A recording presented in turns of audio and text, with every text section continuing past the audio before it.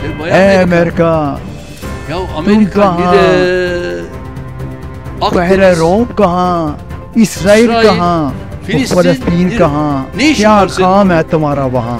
اگر القدس محفوظ نہیں، غزہ محفوظ نہیں اور حلب بھی محفوظ نہیں تو کوئی باشعور اور باعزمی شخص انقرہ کی سلامتی کی بات کیسے کر سکتا ہے؟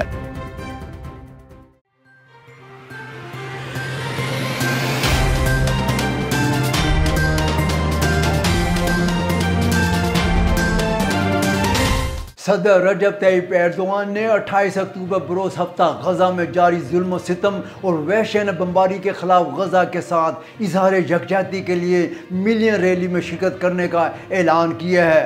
اگر القدس محفوظ نہیں ہے تو پھر حلب بھی محفوظ نہیں ہے، اور اس طرح کوئی باشعور اور باعزمی شخص انقرہ کی سلامتی کی بات بھی نہیں کر سکتا۔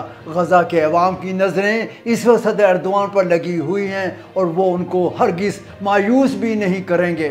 جی ہاں ناظرین، یہ سب کچھ TR اردو پر۔ TR اردو سے اپنے اردو ناظرین کی خدمت میں انقرہ سے ڈاکٹر فرقان حمید کا سلام پہنچے۔ ناظرین، ترکی اور صدر ایردوان سے متعلق تازہ ترین معلومات کے لیے ہمارا یوٹیوب چینل TR اردو کو سبسکرائب کیجئے تاکہ ہماری ویڈیوز بلا تاخیر آپ تک پہنچتی رہیں۔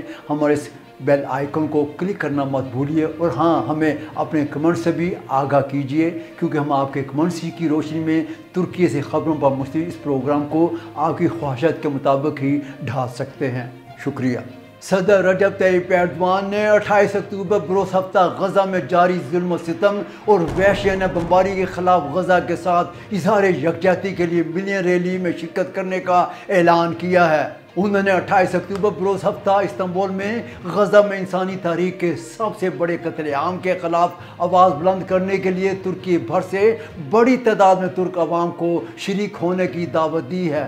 غزہ کے 2 ملین افراد کے ساتھ اظہار یکجہتی کے لیے 1 ملین سے زائد افراد کے استنبول اتاتürk پارک میں جمع ہونے کا خیال ظاہر کیا جا رہا ہے۔ صدر ایردوان اس سے پہلے مختلف مواقع پر استنبول میں اپنے جلسوں میں 1 ملین سے لے کر 2 ملین افراد تک کی ریلی سے خطاب کر چکے ہیں، اور اس بار بھی اس ریلی میں 1 ملین سے زائد افراد کے فلسطین کے پرچم ہاتھوں میں لیے شرکت کرنے کی توقع کی جا رہی ہے۔ صدر ایردوان نے ترک باشندوں سے اس ریلی میں فلسطین کے پرچم بڑی تعداد میں لیے ہوئے شرکت کرنے کی اپیل ایک ایسے وقت میں کی ہے جب اسرائیل امریکہ کی شہ پر غزہ میں بھرپور طریقے سے بمباری کا سلسلہ جاری رکھے ہوئے ہے۔ اسرائیل نے بین الاقوامی جنگی قوانین کھلے عام خلاف ورزی کرتے ہوئے ہسپتالوں، مساجد، کلیسوں اور سویلین آبادی پر بمباری کا سلسلہ جاری رکھا ہوا ہے، اور وہ کسی بھی وقت غزہ میں زمینی فوجی کارروائی کا آغاز بھی کر سکتا ہے۔ ترکی بھر میں اسرائیل کے اس وحشیانہ بمباری کے خلاف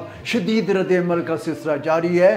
ترکی کے مختلف شہروں میں روزانہ ہی اسرائیل کے خلاف مظاہرے کیے جا رہے ہیں، اور عوام اور مختلف سیاسی رہنما جن میں صدر ایردوان کے دست راست اور نیشنلسٹ موومنٹ پارٹی یعنی MHP کے رہنما دیولت باہچلی منگل کے روز ہفتہ وار پارلیمنٹ سے خطاب کرتے ہوئے کہہ چکے ہیں کہ اگر القدس محفوظ نہیں ہے تو پھر حلب بھی محفوظ نہیں ہے، اور اسی طرح کوئی باشعور اور باعزمی شخص انقرہ کی سلامتی کی بات بھی نہیں کر سکتا۔ انہوں نے اپنے خطاب میں کہا، ہم نے اسرائیل کو 21 اکتوبر 2023 کو فوری طور پر جنگ بندی کرنے کے بارے میں انتباہ کیا تھا، اور کہا تھا اگر اسرائیل 24 گھنٹوں کے اندر جنگ بندی نہیں کرتا تو پھر میں حکومت ترکی سے اپیل کرتا ہوں کہ وہ فوری طور پر مداخلت کرے، کیونکہ غزہ کی حفاظت کرنا ہمارا فرض ہے، کیونکہ یہ ہماری میراث ہے۔ یہ خیالات صرف صدر ایردوان کے دست راست دیولت باہچلی کے نہیں ہیں بلکہ پورے ترک قوم کے خیالات ہیں، اور اسی وجہ سے ترکی بھر میں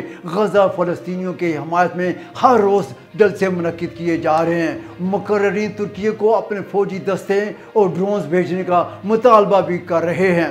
صدر ایردوان اور ان کے دست راست دیولت باہچلی کی غزہ کی صورتحال پر غور کرنے کے لیے آج شام ہی کو ملاقات ہونے کی توقع بھی کی جا رہی ہے۔ सदर एर्दोआन जिन्हें फ़लस्तीनी अवाम अपना निजात दहिंदा समझते हैं, निगाहें सदर एर्दोआन पर मरकूज़ किए हुए हैं। सदर एर्दोआन अगरचे इब्तिदा में इस मसले को इत्तदाल पसंदी से काम लेते हुए हल करने की अपील करते रहे हैं, लेकिन इसराइल की जानिब से वहशियाना बमबारी और हज़ारों की तादाद में फ़लस्तीनियों की हलाकत के बाद अब अपनी इस इत्तदाल पसंदी की पॉलिसी की तलकीन को एक तरफ रखते हुए एक बार फिर उसी जोश व खरोश और जज्बे के साथ तुर्क अवाम की मुकम्मल हमायत हासिल करते हुए हफ्ता 28 अप्रैल को इस्तांबुल फ़लस्तीन के साथ यकजहती रैली में सख्त पैगाम दिए जाने का ख्याल भी जाहिर किया जा रहा है।